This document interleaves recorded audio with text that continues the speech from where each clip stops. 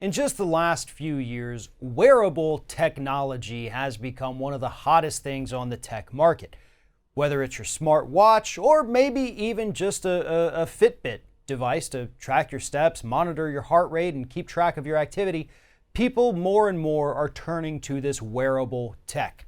But in some instances, this tech may not be all that it's cracked up to be, and I have Scott Hardy from Top Class Actions with me to tell us what's happening. And Scott, of course, I am talking about Fitbit. And what we're seeing right now, according to a new class action, is that the bands on these Fitbits, these little devices that in many instances can cost well over $100, they're just popping off. And people can lose them because they don't notice immediately that the band popped off. Seems pretty clear cut here. I mean, I think this is something the company should have known about, isn't it? Right. You have to think they're selling, millions or hundreds of thousands of these devices, if not millions of these devices globally. And it's a problem that has happened to not just one model of the Fitbit, but through multiple generations of the Fitbits of different band width sizes. So this isn't something that you say, oh, it just happened with my Fitbit Charge. No, he's saying it happened with his Fitbit Flex, then it happened with his Fitbit Charge, then it happened with his Fitbit Charge HR.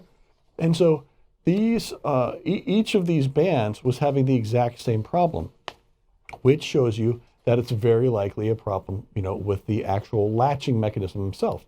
But like you said, this isn't something you might notice if you're running, if you're swimming, if you're doing some kind of activity where you're wearing your Fitbit. You very well may not notice that you lost it because it's a super light device.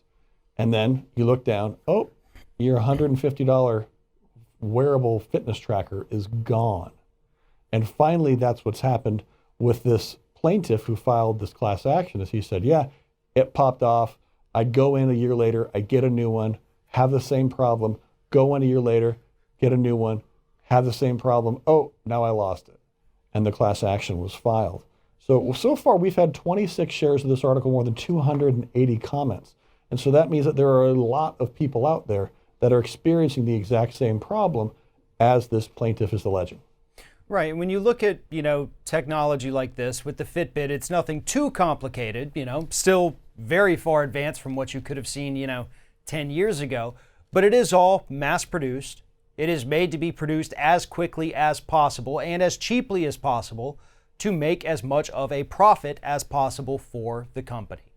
And so when you hit a snag, say, as you pointed out, maybe the latching mechanism does not work properly, by the time you realize this, or by the time consumers realize this is actually the key there, you've already sold, 500,000, 1 million of these things. So you've got those floating out there. So you as a company, what do? Do you issue a recall for 500,000 Fitbits? Maybe not all of them are even going to experience the problem. Or do you just stay quiet and hope that nobody notices? And maybe if they lose it, hey, then they'll just buy another one. So that's even more money back in our pockets. And again, that's not just the mentality of Fitbit. We've seen that in too many corporations to count over the last 100 years in this company. That's just kind of the way they do business these days. And that's why lawsuits like this are so important, because it's the only way to force them to do the right thing.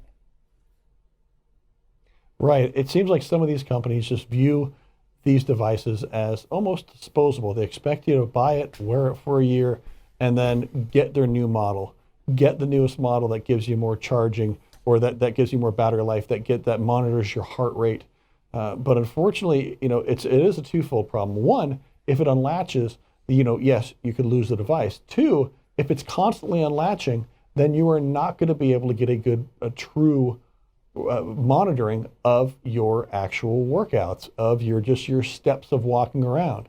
If you have to keep reclasping that on your wrist, then you're missing steps. You're not having a true idea of the health benefits that you're trying to gain by being more active, which is one of the reasons this class action was filed.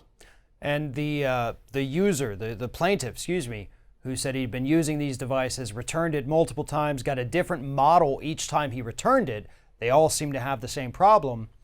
He also said that he was using it as directed, essentially. He did not go outside the parameters of what was allowed with the device. He did not put it through unnecessary or unusual stress. This was just from average usage based on what the product says you can use it for. So that's another big part of it. He wasn't doing anything over the top, not banging it on the side of a mountain as he's climbing up. No, this was just average. I'm wearing it to walk, to jog, to work out, to swim, which is what these devices are made to withstand.